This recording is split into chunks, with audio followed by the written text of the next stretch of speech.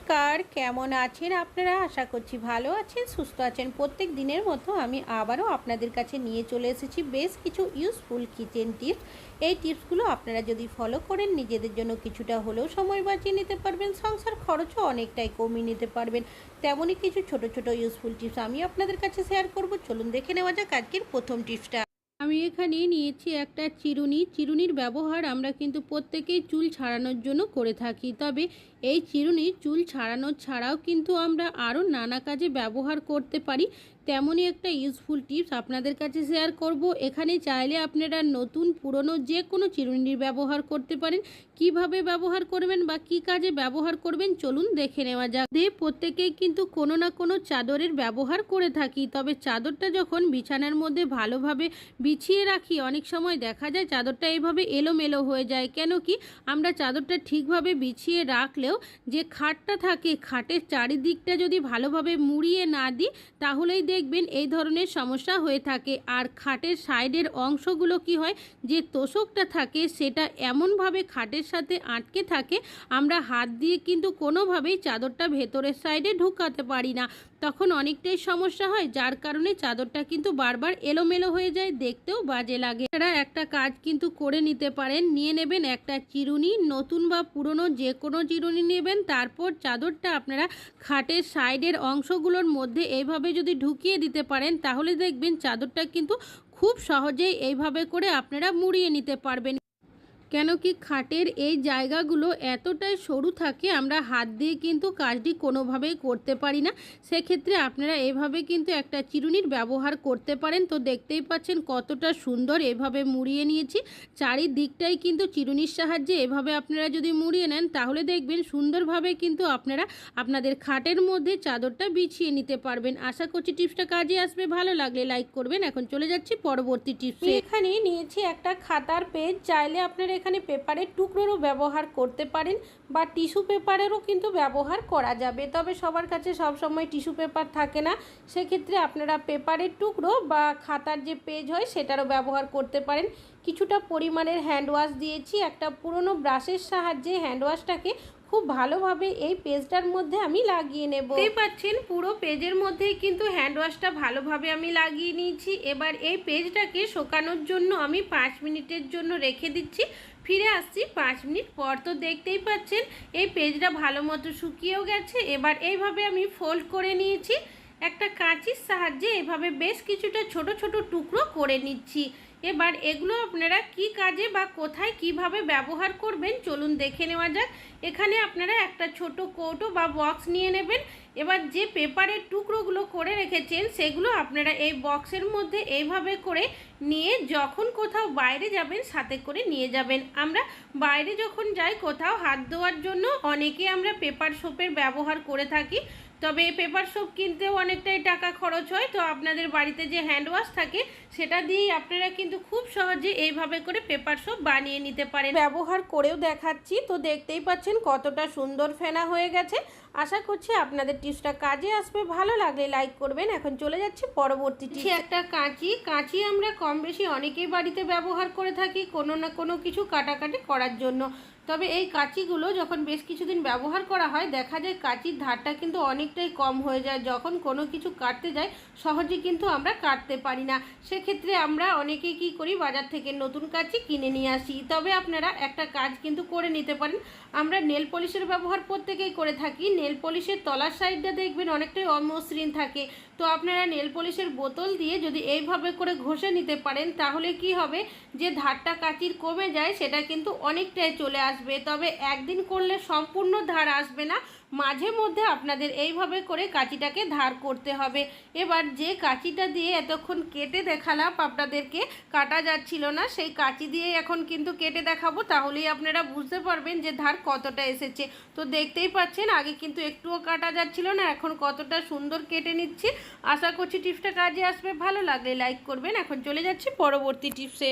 আমি এখানে নিয়েছি পুরনো প্লেট। আমাদের অনেকেরই বাড়িতে এমন ধরনের প্লেট থাকে যেগুলো হয়তো একটু ফেটে যায় বা হয়তো কালারটা নষ্ট হয়ে যায়।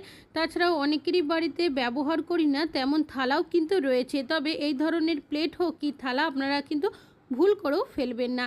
কি কাজে ব্যবহার করবেন। আমরা যখন গ্যাসের মধ্যে দুধ জাল করি, চা করি বা হয়তো ভাত রান্না করি, অনেক সময় দেখবেন উতলে পড়ে যায় নিচের সাইডে। এর ফলে দেখা যায় আমাদের গ্যাস ওভেনটা তো নোংরা হয়ই, গ্যাস ওভেনের নিচের সাইডটাও কিন্তু অনেকটাই নোংরা হয়ে যায়, যার কারণে গ্যাস ওভেনের নিচের যে স্ল্যাবটা রয়েছে সেটাও কিন্তু আমাদের ভালোভাবে পরিষ্কার পরিচ্ছন্ন করতে হয়। তবে আপনারা কিন্তু একটা কাজ করে নিতে পারেন, আপনাদের বাড়িতে যদি পুরনো হয়ে যাওয়া কোনো প্লেট থেকে থাকে সেগুলো আপনারা গ্যাস ওভেনের নিচের সাইড করে এইভাবে যদি দুটো রেখে দিতে পারেন, তাহলে কি হবে, যদি আপনারা চা বানান বা দুধ জাল করেন বা ভাত রান্না করেন, সেক্ষেত্রে যদি কোনোভাবে উতলেও যায় সেক্ষেত্রে দেখবেন স্ল্যাবের নিচে কিন্তু পড়বে না, যে প্লেট বা থালাগুলো ব্যবহার করবেন তার মধ্যেই পড়বে।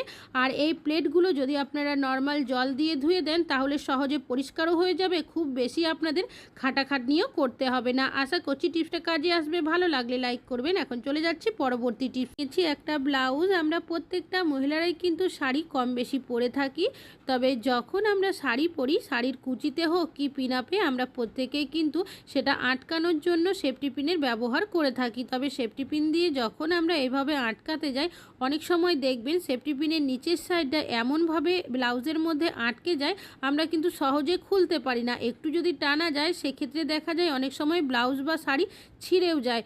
তবে যখনই আপনারা কোনো জামা কাপড়ের মধ্যে সেফটি পিনের ব্যবহার করবেন, একটা কাজ যদি করে রাখতে পারেন তাহলে কিন্তু আপনাদের সেফটি পিন কোনো দিনই জামা কাপড়ের মধ্যে আটকে জামা কাপড় ছিঁড়বে না।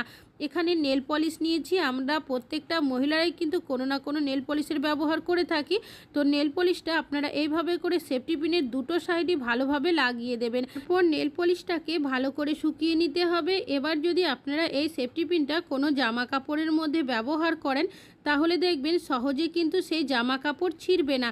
কেন কি, এখানে যেহেতু নেল পলিশ দেওয়া হয়েছে, নেল পলিশের একটা আস্তরণ হয়ে যাবে।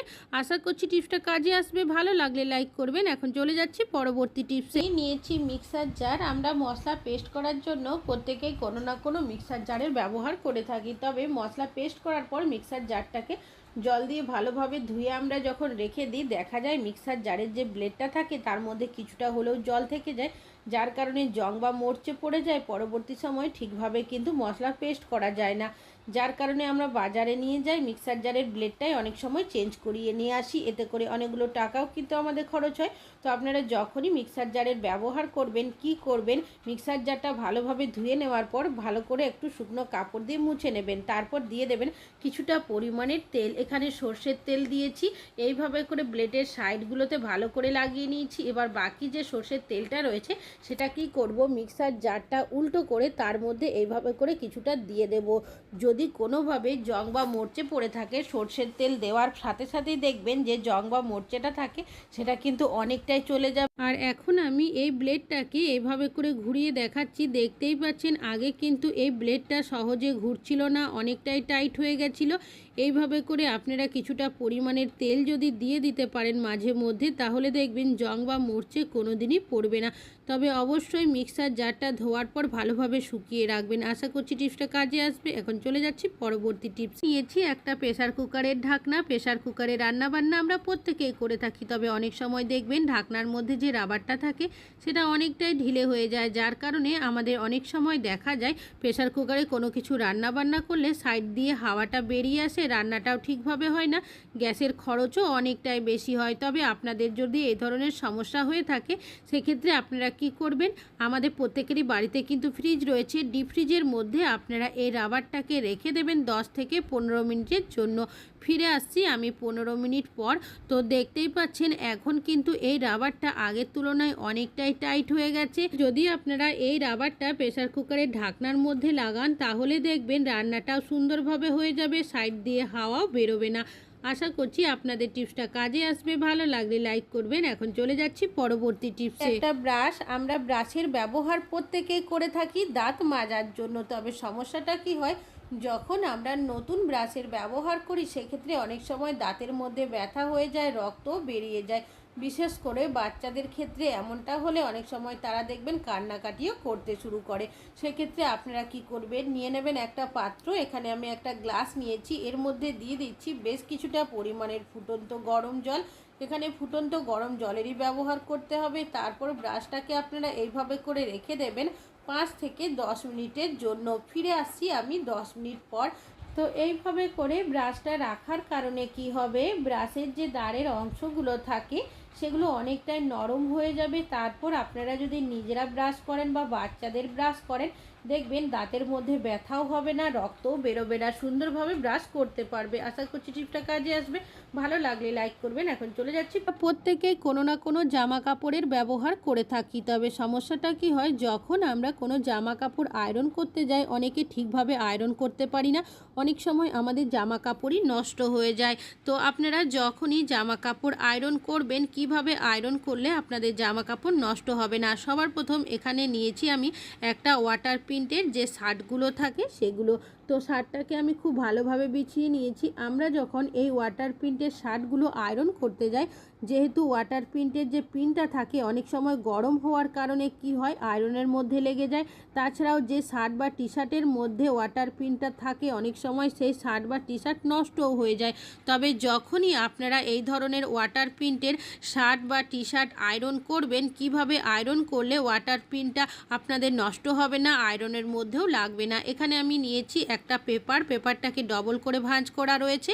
সেই পেপারের ওপরে যদি আমরা এইভাবে আয়রন করি, তাহলে দেখবেন যে ওয়াটার প্রিন্টের জায়গাটা রয়েছে সেটা সহজে নষ্ট হবে না, আয়রনের মধ্যেও লাগবে না। আর বাকি যে খোলা অংশগুলো রয়েছে টি শার্টের, সেটা আপনারা ডাইরেক্ট নর্মালভাবেই কিন্তু আয়রন করে নিতে পারেন। ভালো লাগলে লাইক করবেন। এখন চলে যাচ্ছি পরবর্তীটি। এমন কেউ না কেউ থাকে যারা এই ধরনের শার্ট বা টি শার্টের ব্যবহার করে থাকে। তবে যখন আমরা এই ধরনের শার্টগুলো আয়রন করি, অনেক সময় দেখা যায় যে বোতামগুলো থাকে, বোতামগুলো যেহেতু প্লাস্টিকের হয়ে থাকে, গরম তাপটা লাগার কারণে অনেক সময় গলে নষ্ট হয়ে যায়। তো আপনারা যখনই আয়রন করবেন এই ধরনের শার্ট বা টি শার্ট, বোতামের মধ্যে আপনারা এইভাবে একটা চামচ গার্ডের মতো করে রাখবেন। তাহলে কি হবে, এই জায়গাটার মধ্যে তাপটা লাগবে না, বোতামটাও কিন্তু সহজে গলবে না। তারপর আপনারা বাকি জায়গাটা নর্মালভাবে আয়রন করে নেবেন। তো এবার আমি এই যে শার্টটা নিয়েছি সেটাকে এইভাবে করে ভাঁজ করে নিচ্ছি। কাজটি কিভাবে করছি সেটা ভালোভাবে দেখলেই বুঝতে পারবেন। আশা করছি আপনাদের এই টিপসটিও কাজে আসবে। ভালো লাগলে লাইক করবেন। এখন চলে যাচ্ছি পরবর্তী টিপসে। হলো, আমাদের গ্যাসের সিলিন্ডার নিয়ে রান্না বান্না করার জন্য আমরা প্রত্যেকেই কোনো না কোনো গ্যাসের সিলিন্ডারের ব্যবহার করে থাকি। তবে যখন আমাদের গ্যাসের সিলিন্ডারের গ্যাস শেষ হয়ে যায়, নতুন সিলিন্ডার লাগাতে হয়, তখন দেখবেন এই ক্যাপটা কিন্তু খুলতে হয়। অনেকেই আমরা এই ক্যাপটা সহজে খুলে নিলেও অনেকে আছি যারা দেখবেন সহজে কিন্তু এই ক্যাপটা খুলতে পারি না, তখন অনেকটাই সমস্যার মধ্যে পড়তে হয়। গ্যাসের সিলিন্ডারের মধ্যে যে সিলটা করা থাকে সেটাকে একটা কাঁচির সাহায্যে আমি এভাবে করে কেটে নেব। এবার যে সুতোটা বাঁধা থাকে ক্যাপটার মধ্যে, সেই সুতোটাকে আপনারা নিচের দিকে এভাবে টেনে নেবেন। তারের মতো অংশটা একটু ফাঁকা হয়ে গেলে একটা চামচের হ্যান্ডেল ঢুকিয়ে দেবেন। তারপর অন্য হাতের সাহায্যে ওপর দিকে তুলে দিলেই দেখবেন সহজেই কিন্তু ক্যাপটা আপনারা খুলে নিতে পারবেন। আশা করছি টিপসটা কাজে আসবে। ভালো লাগলে লাইক করবেন। এখন চলে যাচ্ছি পরবর্তী টিপসে।